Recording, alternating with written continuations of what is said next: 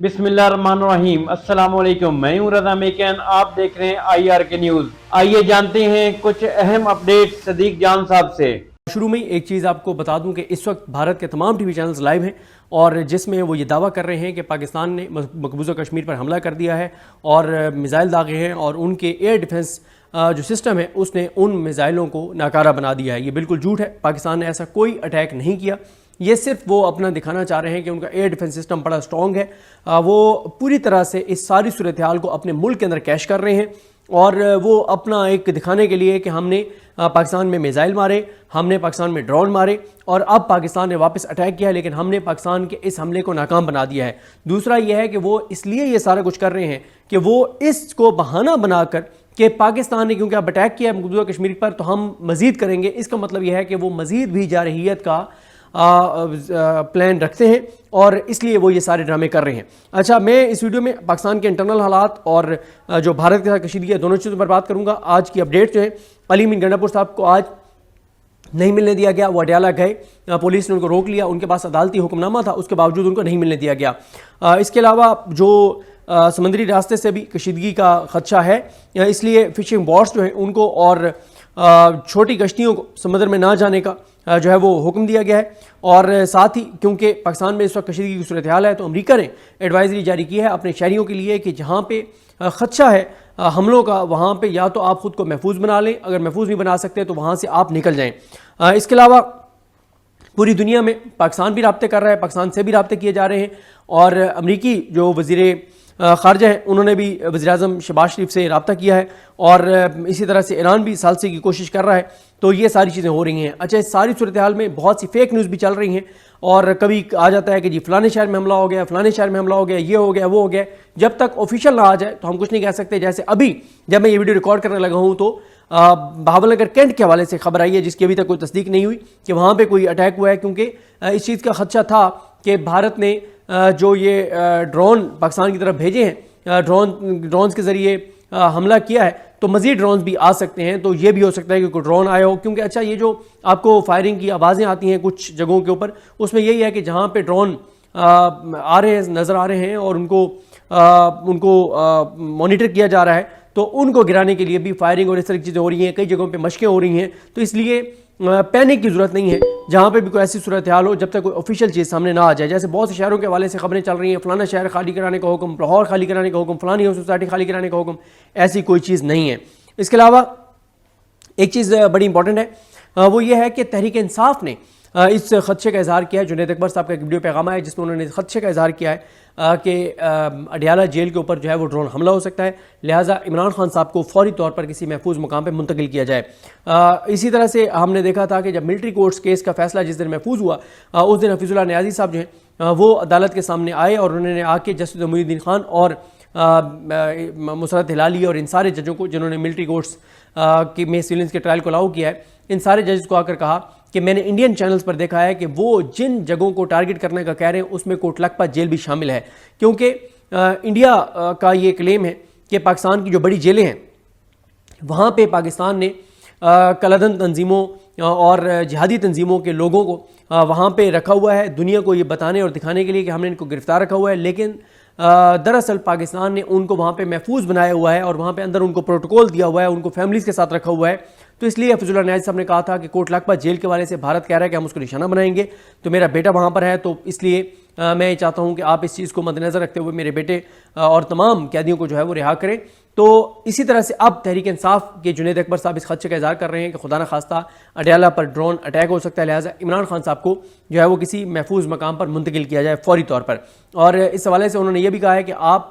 उनके अल्फाज थे कि आप यकजहती का ड्रामा और बहाना करके हमसे सपोर्ट तो ले रहे हैं, लेकिन यकजहती के लिए सबसे अहम इकदाम नहीं किया जा रहा। यकजहती के लिए सबसे अहम इकदाम यही है कि इमरान खान को रिहा करके महफूज मकाम पर मुंतकिल किया जाए। अच्छा, अब बाकी अपडेट्स पर आते हैं। आज स्टॉक एक्सचेंज 5-6 हज़ार पॉइंट्स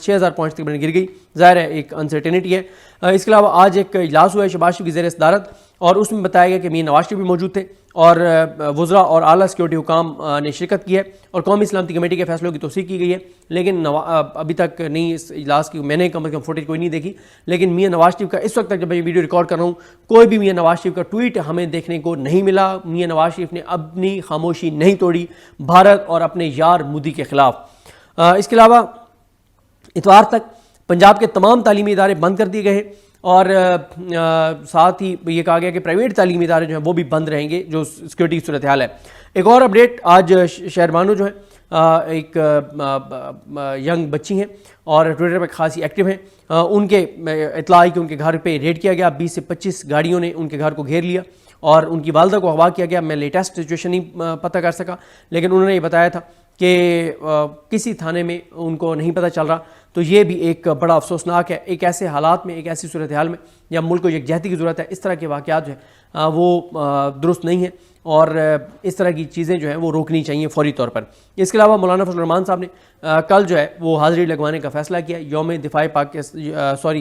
دفاع وطن منانے کا انہوں نے فیصلہ کیا مولانا فضل الرحمان صاحب نے۔ تو ظاہر ہے مولانا صاحب آپ کو پتہ ہی ہے کہ وہ